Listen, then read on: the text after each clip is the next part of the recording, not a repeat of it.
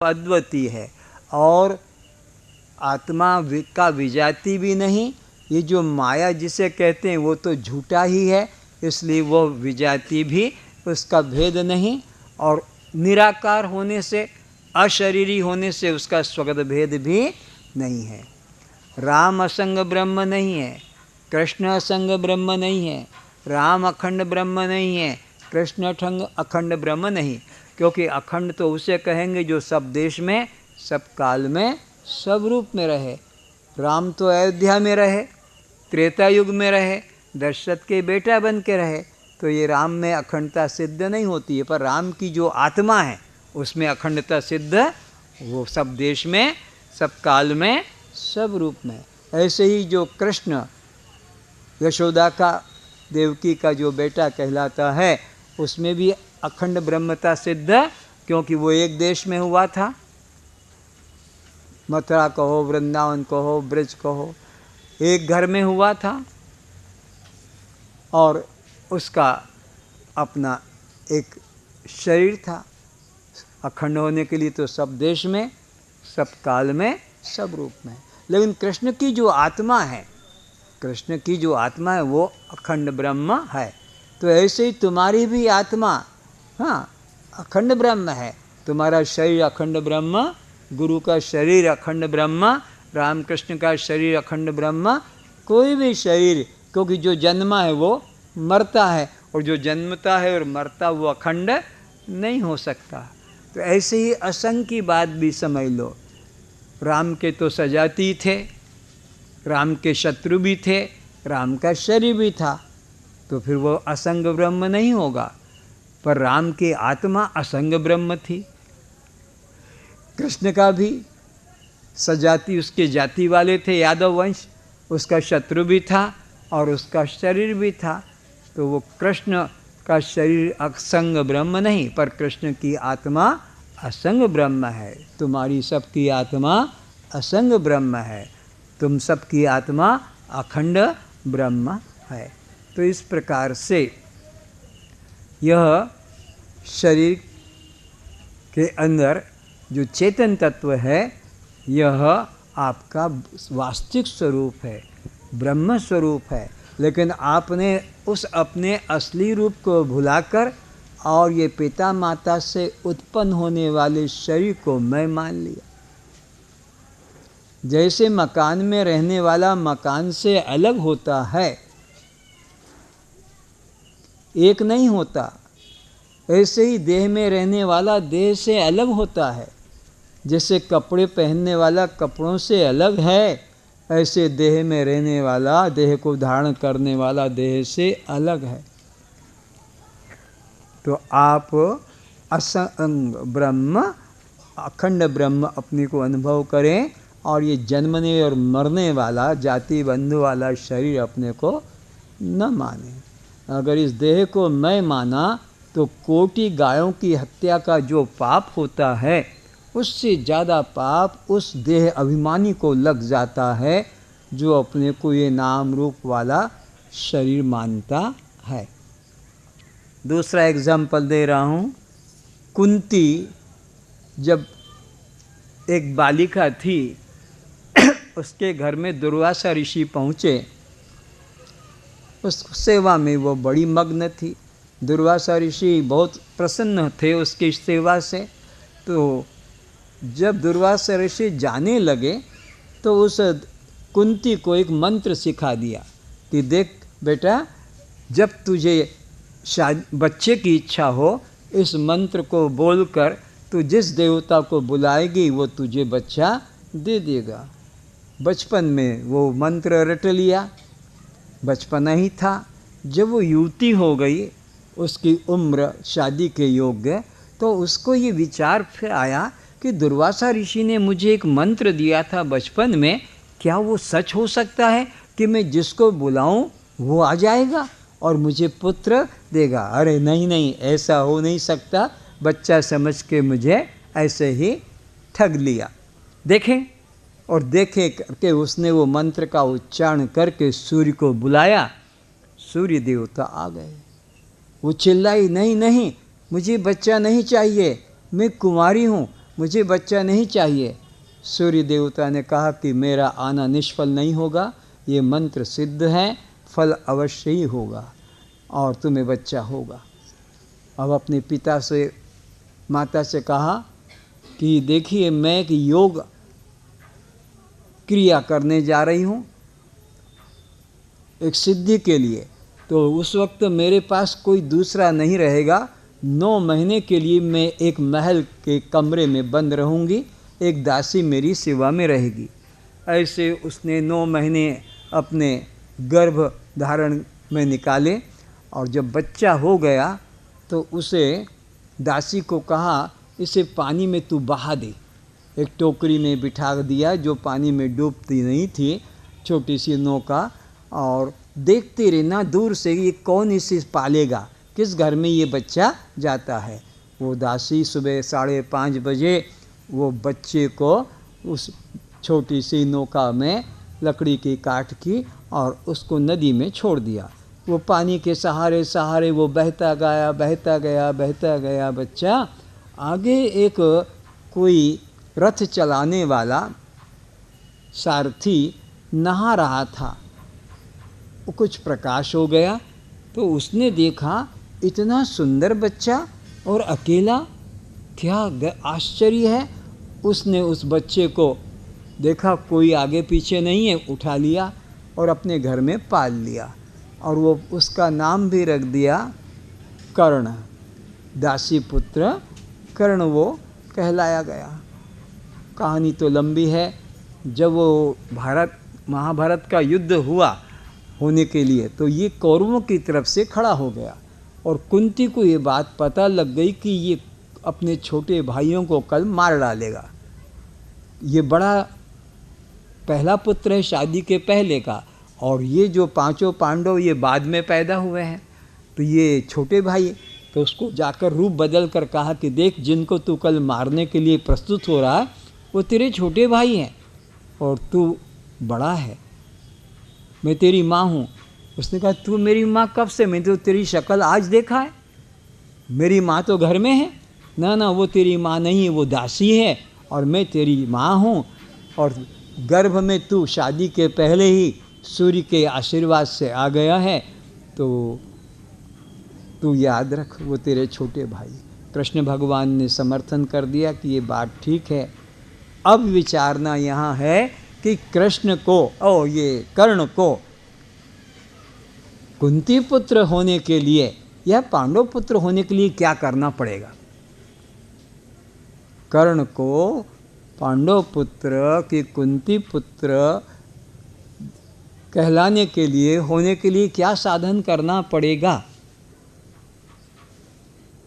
उत्तर निकालो, क्योंकि ये तो कुंती का ही पुत्र है, ये दासी पुत्र है, लेकिन दासी के साथ रहते रहते उस शूद्र परिवार में रहते रहते अपने को शूद्र मान लिया, कोई साधन की आवश्यकता।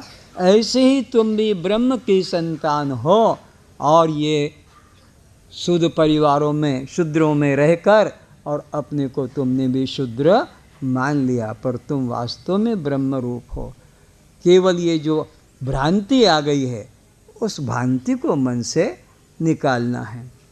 और एक घटना, एक राजकुमार शिकार के लिए जंगल में गया, बहुत गहरे जंगल में चला गया। संध्या हो गई, शिकार तो हुआ नहीं, मिला नहीं और रास्ता भटक गया। अब वापस लौटना खतरा समझकर यह एक दूर जलते हुए दीपक की तरफ अपने घोड़े को मोड़ा और उस आश्रम में एक सन्यासी था, उससे कहा कि मैं रात्रि को तुम्हारे यहाँ रहूँगा और सुबह चला जाऊँगा। पूछा कि तुम कौन हो, यहाँ कैसे आए? तो उन्हें कहा कि मैं जितेंद्रिय राजकुमार हूँ और यहाँ शिकार के लिए आया था और रास्ता भूल गया हूँ, आप मुझे रात्रि भर ठहरने दें। उसने उसको स्थान दिया, जो था आश्रम में कुछ खाने को दिया। फिर उसने पूछा सोते समय तुम्हारे पिता का नाम क्या है? उसने जितेंद्रिय। सन्यासी ने कहा, और तुम्हारा नाम? जितेंद्रिय। सोचा ये पागल तो नहीं है, पर अतिथि देवो भव, रात्रि को आया है तो उसको स्थान तो देना है, निकाल दूंगा तो ये कहीं मारा जाएगा। तुम्हारी माता है? हाँ। क्या नाम है उनका? जितेंद्रिय। क्या कहा?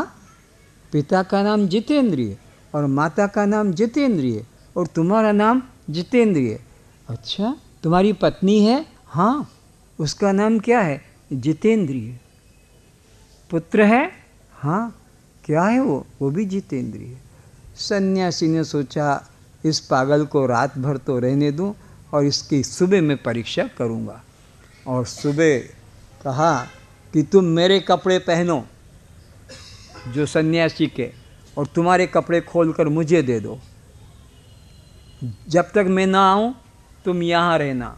उसने बहुत ठीक सन्यासी के कपड़े पहन लिए राजकुमार ने और अपनी राजशाही पोशाक दे दी।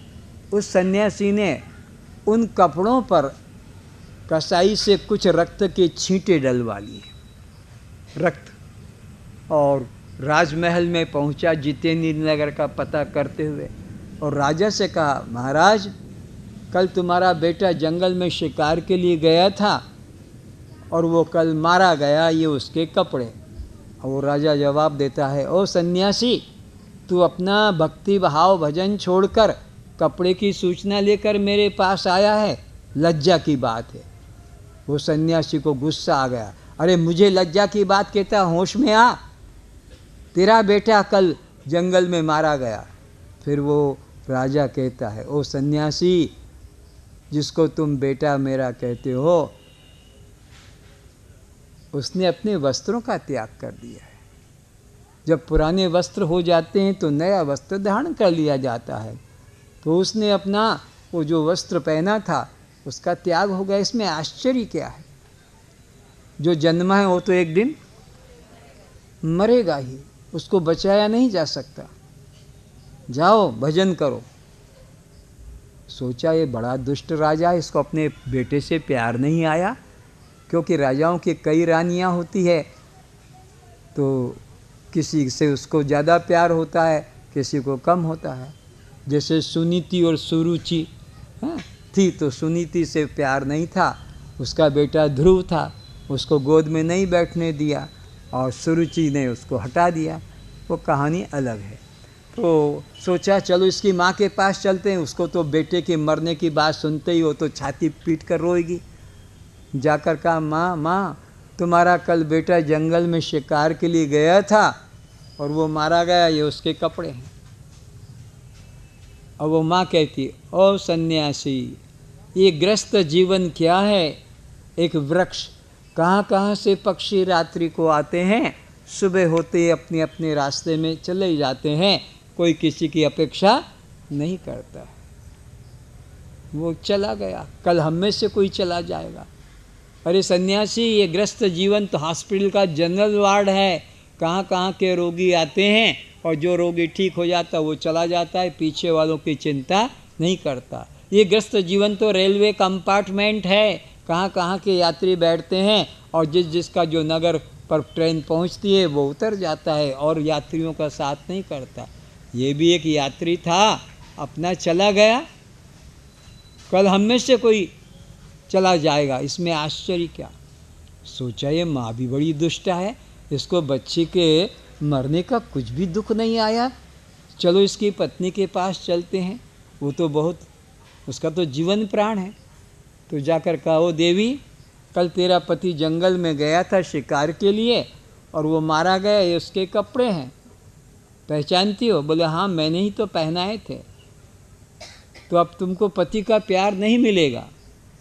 और वो जवाब देती है, तुम लोग जरा ध्यान से सुनना उसी जवाब को। और सन्यासी, ये पति पत्नी का संबंध क्या है? समझो, नदी जा रही है, बहते बहते बहते नदी के किनारे पर, तट पर एक गच्छ की डाल टूटकर गिर गई और वो भी पानी में बहते बहते जा रही है। आगे दूसरा एक कोई वृक्ष था पुराना, उसकी एक डाल टूटी और वो भी पानी में, तो पीछे से आने वाली डाल और ये डाल दोनों लिपट गई और कुछ दूर तक बहते बहते जा रही थी। क्या हुआ, बीच में एक चट्टान आ गई। चट्टान का ऐसा आगे का हिस्सा था, तो इधर की डाल इससे निकलकर इधर चलने लगी और इधर की डाल इस तट से बहकर चलने लगी। दोनों डालें अलग अलग। फिर ये चलते चलते कोई और डाल मिली, उससे लिपट गई। इधर वाली डाल को आगे कोई और डाल मिली, उससे लिपट गई। बस ये स्त्री पुरुषों का संबंध है। लड़का एक परिवार की डाल है, लड़की एक परिवार की डाल है, और दोनों संसार रूपी नदी में कुछ दिन के लिए पति पत्नी बनकर लिपट कर चलते हैं। जब प्रारब्ध का पत्थर आ जाता है तो या तो लड़का पहले मर जाता है या लड़की यानी स्त्री मर जाती है। फिर जो ये मर जाता है फिर वो आगे जाके जन्म लेके और नया परिवार बना लेता है। जो बच गया बाद में मरता है, वो फिर जाकर और किसी का हाथ में अपना परिवार, या कोई सदा के लिए संबंधी नहीं है।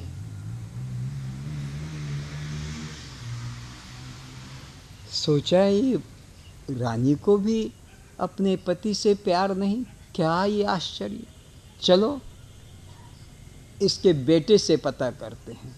बेटे को कहा, देख तेरा बाप कल मारा गया, अब तो बाप का प्यार नहीं पाएगा। अब वो जवाब देता है, और सन्यासी कई बार मैं उसका बाप बन चुका हूँ, हमारा संबंध जितने दिन का था पूरा हो गया, बात खत्म।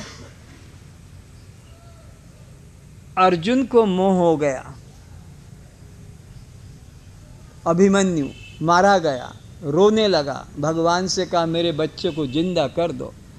भगवान का वो तुझे बाप नहीं मानेगा, नहीं वो मुझे मानेगा, आप जिंदा कर दो। भगवान का अगर वो तुझे बाप मानेगा तो मैं उसको जिंदा छोड़ दूंगा। और योग माया के द्वारा अभिमन्यु को खड़ा कर दिया।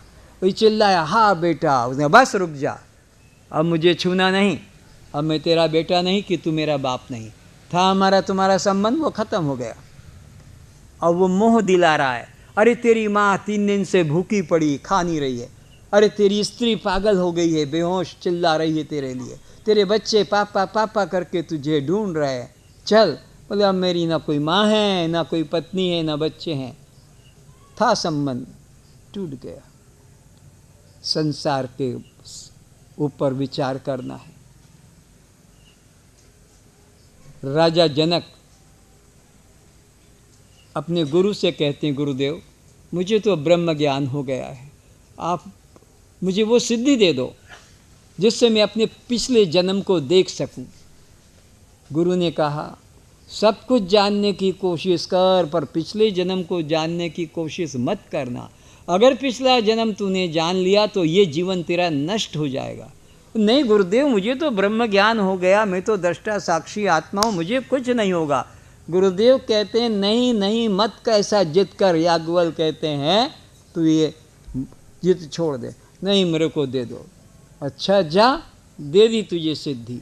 जैसे वो घर गया, राजा जनक महल के अंदर घुसा, अपने महल में रानी को छोड़ के आया था, अपने महल में, उसी महल के अंदर घुसा तो क्या देखा, ये तो मेरी माँ है। अरे अरे, गुरुदेव ने ठीक कहा था, उनकी आज्ञा का पालन नहीं किया, अब तो ये मेरा जीवन नष्ट हो गया। ये मेरी माँ और मैं इससे पत्नी का संबंध करता आ रहा था। फिर जीवन में जनक उससे पत्नी का संबंध संभोग नहीं कर पाया, क्योंकि उसकी आंख में तो माँ अब समा गई। इसलिए पिछले जन्म का कभी जानने की चेष्टा मत करना। अगर पिछले जन्म का तुमने जान लिया तो वर्तमान तुम्हारा जीवन नष्ट हो जाएगा। अगर पिछले जन्म की तुम्हारी पत्नी या पति वही कोई तुम्हारे को मर्डर करने वाला था, गला घोट के तुमको मारा या जहर पिला के मारा, और ये पता लग जाए कि ये मेरा पति पिछले जन्म में इसी ने मुझे गला घोंट के मारा, या ये पत्नी मुझे जहर दिया, अब वो वर्तमान में वो प्यार पति पत्नी का रहेगा ही नहीं। एक घटना, एक माता को बच्चा नहीं हो रहा था। जिनको बच्चे नहीं होते हैं बहुत परेशान, कितने प्रकार के उपचार, कितने प्रकार के जादू टोना मंत्र सब करते और एक बच्चा हो गया। 10 साल के बाद एक बच्चा हुआ और वो भी बच्चा इतने प्यार से पाला गया और 5 साल का हो गया। एक दिन की अद्भुत घटना, रोज जैसे बच्चे को जगाती थी, उस दिन वो बच्चा नहीं जगा। बहुत दुखी हो गई, जोर जोर से आसपास वालों को बुलाया, आप मेरे बच्चे को जगा दो, आप मेरे बच्चे को जगा दो। पास पड़ोसी ने कहा, अरे तेरे बच्चे को हम क्या जगाएं, तू खुद जगा। बोले वो नहीं जग रहा। क्यों नहीं जग रहा? थोड़ा सा पानी छिड़क दे, थोड़ा नाक दबा। वो सब कर लिया। आसपास के लोग आए, अरे अब ये नहीं जगेगा, ये तो ख़त्म हो गया। बोले नहीं नहीं, मेरे बच्चे को तुम जगाओ। ऐसे लोगों ने सोचा ये तो पागल हो जाएगी, इसको बुद्ध के पास पहुंचा देते हैं। बुद्ध कई बार ऐसे केस में कोई मृतक को जिंदा भी कर चुके। तो जा ले जा बच्चे को बुद्ध भगवान के सामने रख देना, वो इसको जिंदा कर देंगे, चला जगा देंगे। भगवान बुद्ध ध्यान में बैठे थे, उस माँ ने बच्चे